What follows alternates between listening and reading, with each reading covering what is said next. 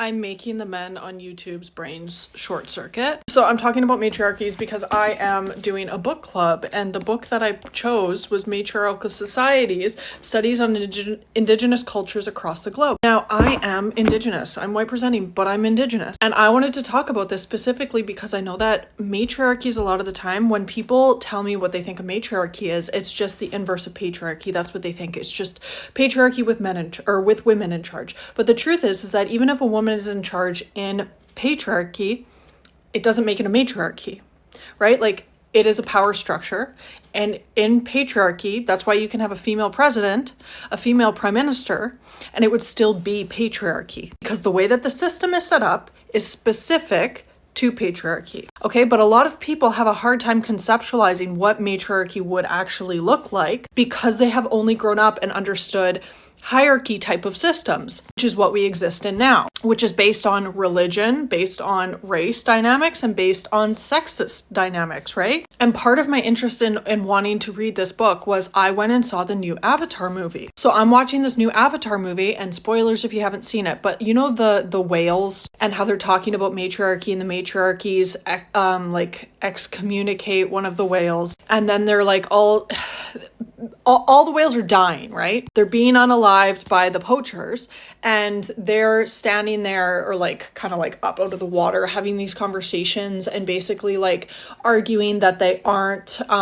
don't harm anyone, they don't fight, they're anti-violence. And I was just sitting back and I was like, this is like a white man's version of matriarchy, right? Because even a lot of white men will even say that matriarchies didn't exist, but they do exist, they still exist. And this book actually goes into how there are matriarchies still alive throughout the world. It goes continent by continent. But this concept that matriarchies couldn't be violent because women aren't violent is one. That itself is kind of sexist because matriarchies just don't have a hierarchy system the way that we have hierarchy systems built into everything. It's even in our laws, right? Whereas, so in patriarchy, you have the head of household is a man and the women and children are viewed as property. And for a long time, that's how it was. It started to change a little bit with women having a little bit more autonomy, but it is still a patriarchy, and it still is men are prioritized, and just everything is built in their favor in society. But the men on YouTube cannot grasp this concept.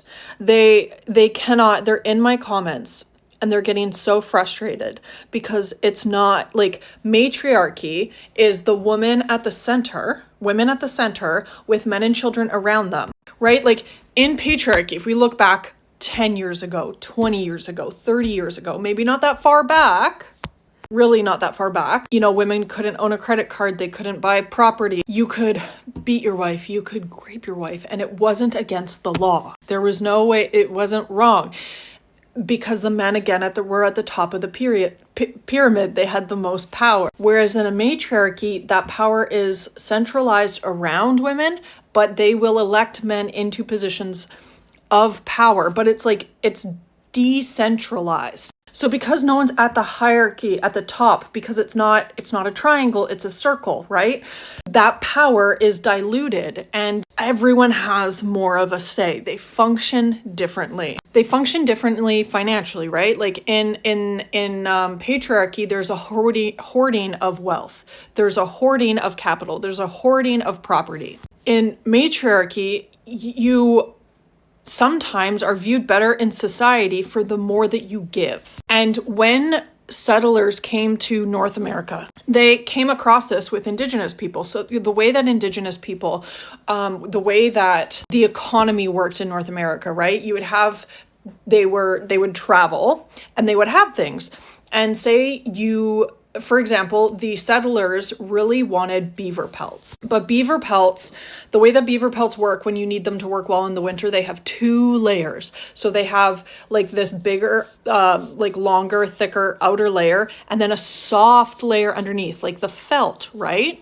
They needed the felt for hats. But when you first unalive a beaver and make it into a jacket, it has these 2 layers of fur. One was longer, one was shorter. So over time, Indigenous people would obviously wear these jackets throughout the winter, and this layer of fur would fall off over time as it became more worn. So when settlers landed here, they wanted the felt. So at first, Indigenous people were like, well, we'll just give you the felt. And then they gave them iron, things made out of iron. It was a gift-giving system. And that is how Indigenous people functioned. When you had someone coming from the South who had more access to some sort of, whether it be food, fish, oil, things like that, and they went up north, they traveled north in the summer, they would exchange what they had in excess for whatever people in the north had in excess. It was, we have a lot of this, we don't need all of it, we'll give it to you, and then they would give back. So it was gift giving. It was a lot about building relationships over time. That's not saying that there was never any issues between tribes or anything like that. But in capitalism, people have a hard time conceptualizing a society that would function that way because everything is about taking, right? And you can see this even in North America culture when it comes to the way a lot of people view their children. A lot of people in North America do not set their children up for success. They set their children up to be a representation of them or an extension of them. Right? But it's very common in North America, specifically Canada and the United States, that when a kid becomes 18 and they go to university, they get cut off financially, sometimes emotionally. They'll be told to move out. They'll be told that they're on their own, but they weren't given the skills, right, to function on their own outside of the home. And that's because in the home, they were expected to act as a child. They filled a specific role. They were never given, a lot of the times, not given the skills on how to function as an adult out in society, right? That is because in patriarchy, you are at the bottom of the totem pole. You are supposed to perform for the man at the top because he is in charge. You are supposed to be a child, even though you're 16 years old, even though you're 17 years old. And then as soon as you turn 18, all of a sudden you're an adult, get out of my house, pay rent, pay bills. And it's not the same cross-culturally. We see it differently in different cultures. But under patriarchy, which is like the most dominant in North America, specifically from Europe because they colonized North America, it's very much a different type of setup. It's a different type of dynamic than what you would experience in a matriarchy, where the power is all throughout society. Children are viewed higher and they're prepared as they age. And the men on YouTube cannot grasp any of these concepts. Any of these concepts. They're like, you're saying it's a utopia. And I'm like, well, if you think that's what a utopia is. But they're trying to compare it to Marxism. They're trying to compare it to communism. And the thing is that their brains can't conceptualize outside of anything that they've been taught within this power structure.